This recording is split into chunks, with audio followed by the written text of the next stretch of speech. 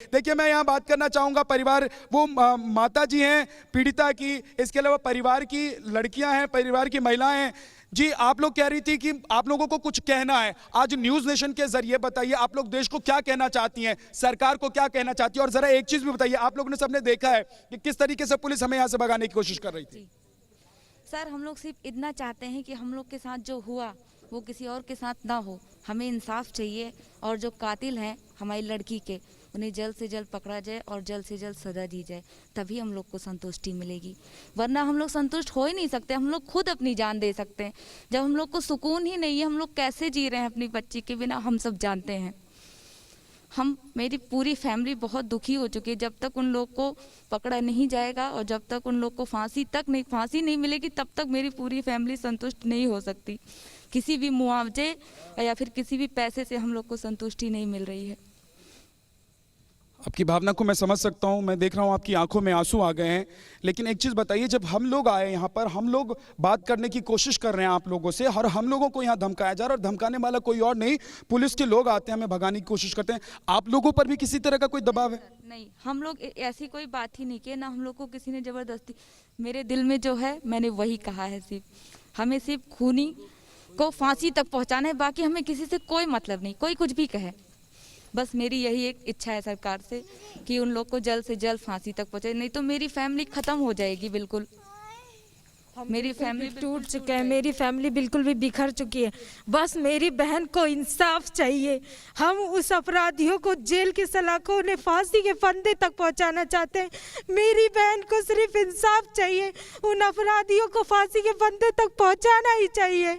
हमें बस इंसाफ दे दीजिए, बस हमें और कुछ नहीं चाहिए। मेरी बहन जिस तरह से गई हम लोग को छोड़ के, उन्हें बस फांसी के फंदों तक पहुंचा दीजिए सर, प्लीज़। यही हम लोग की आपसे रिक्वेस्ट है बस।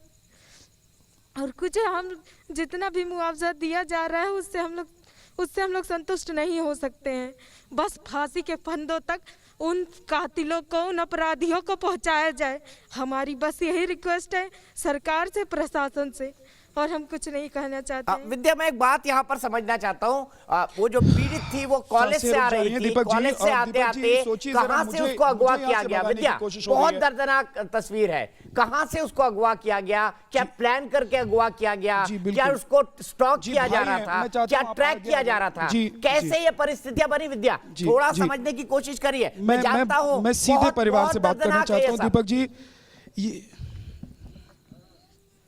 जी जरा बताइए, आज क्योंकि न्यूज़ नेशन के जरिए सभी लोग आपको सुन रहे हैं, प्रधानमंत्री सुन रहे होंगे, मुख्यमंत्री सुन रहे होंगे, और तमाम वो लोग जो सियासत कर रहे हैं वो भी सुन रहे हैं, क्या क्या हुआ था? किस तरीके से बिटिया को अगवा किया गया? क्या पीछा करते थे, पहले से फॉलो करते थे, क्या करते थे? सर, पीछा नहीं करते थे, इस बारे में मुझे नॉलेज नहीं है।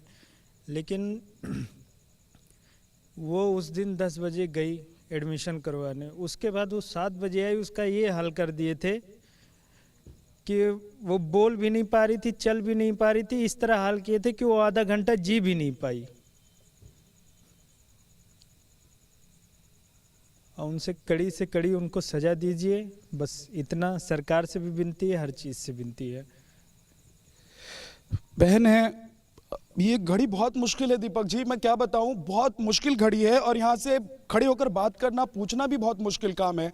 शायद आप बहुत अच्छे से इसको समझ सकते हैं दीपक जी, लेकिन जो बहन है उनसे हम बात करना चाहते हैं। बताइए कि इतना सब कुछ हो गया, इतना सब कुछ हो गया, और अभी भी ऐसा लग रहा है कि आप लोग कह रही हैं कि हमें न्याय मिल जाए, उनको सज़ा मिल जाए। कहीं अविश्वास है, कहीं ऐसा लग रहा है कि ऐसा कहीं होते होते ना हो?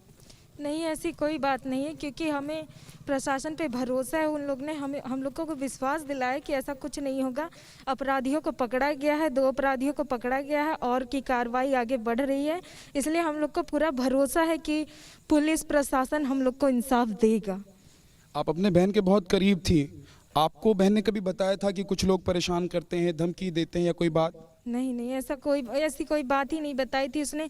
उसके साथ ऐसा अचानक से हुआ है, ऐसा वो कभी सोची भी नहीं होगी कि मेरे साथ ऐसा कुछ हो जाएगा। उसके साथ सब कुछ अचानक से ही हो गया।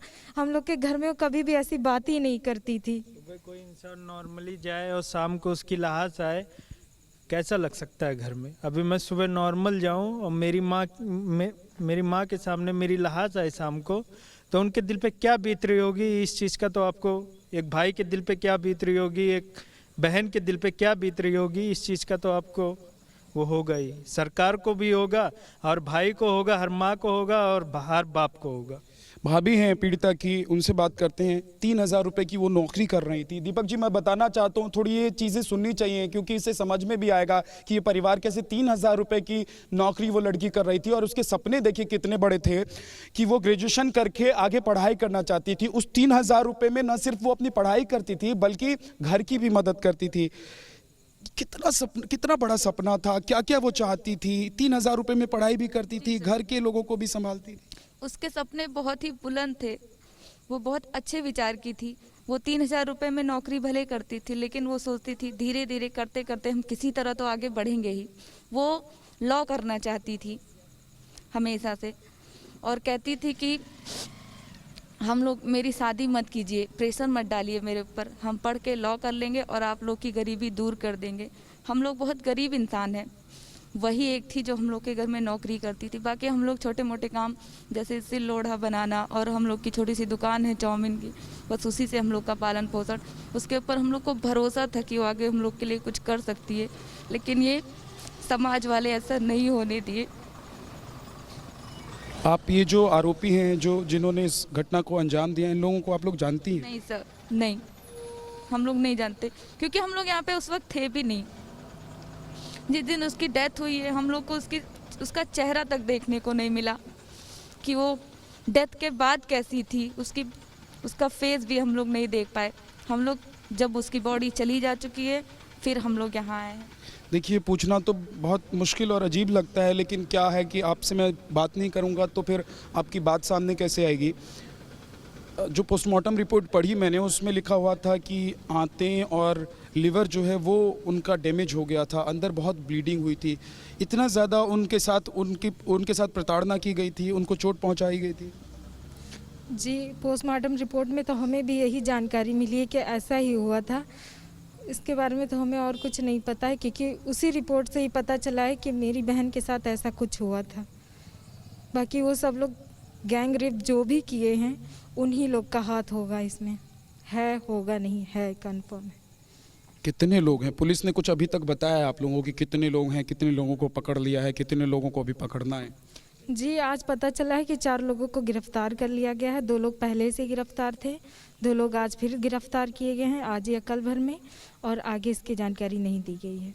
एक चीज़ मैं पूछना चाहता हूँ, भैया आप भी आगे आ जाइए, थोड़ा सा आगे आइए, आप मैडम थोड़ा सा आगे आ जाइए। मैं पूछना चाहता हूँ कि आज हम देखिए एक हाथरस है उत्तर प्रदेश में, वहाँ पर भी एक घटना हुई है ठीक इसी तरीके से। एक बेटी के साथ बहुत उनको मारा गया, उनके साथ बलात्कार हुआ, इस तरह की ही घटना है। एक यहाँ की घटना है, और भी घटनाएं हैं। लेकिन कुछ लोग जो हैं, बड़े बड़े नेता जो हैं, जो दिल्ली से आते हैं, वो कुछ सेलेक्टिव जगहों पर जाते हैं, मतलब कुछ चुनिंदा जगहों पर जाते हैं। बलरामपुर तो कोई आ नहीं रहा है, हम लोग 750 किलोमीटर दूर से आए, लेकिन वो नेता नहीं आ सकते जो हेलीकॉप्टर में बैठ कर यहाँ आ सकते हैं। तो सर, ये हम उस नेता से जाके ये चीज़ पूछिए, हम लोग कैसे बता दें कि वो आ सकते हैं कि नहीं आ सकते? आप जिस तरह मुझसे क्वेश्चन किए वो उस नेता के सामने माइक लगा के क्वेश्चन करिए कि वो क्यों नहीं आ सकते। वादा करिए विद्यानाथ, करेंगे ये सवाल। वादा करिए विद्यानाथ, करेंगे ये सवाल उन नेताओं के सामने जो बलरामपुर को इग्नोर कर रहे हैं वोट बैंक के चलते। कि उनकी सहायता, उनको सहायता मिले। जी बिल्कुल बिल्कुल दीपक जी, बिल्कुल दीपक जी। और मैं तो यहां से खड़ा होकर कहना चाहता हूं, मैं राहुल गांधी को कहना चाहता हूं, मैं तो सीधे सीधे नाम लेकर कह रहा हूं दीपक जी, कोई डर नहीं है। यहां से मुझे भगाने की कोशिश हो रही है, यहां से मुझे पुलिस भगाने की कोशिश कर रही थी, लेकिन मैं विद्यानाथ झा न्यूज नेशन की तरफ से आज राहुल गांधी जी आपसे पूछना चाहता हूं, प्रियंका गांधी वाड्रा जी मैं आपसे पूछना चाहता हूं कि आप बलरामपुर कब आएंगी बताइए।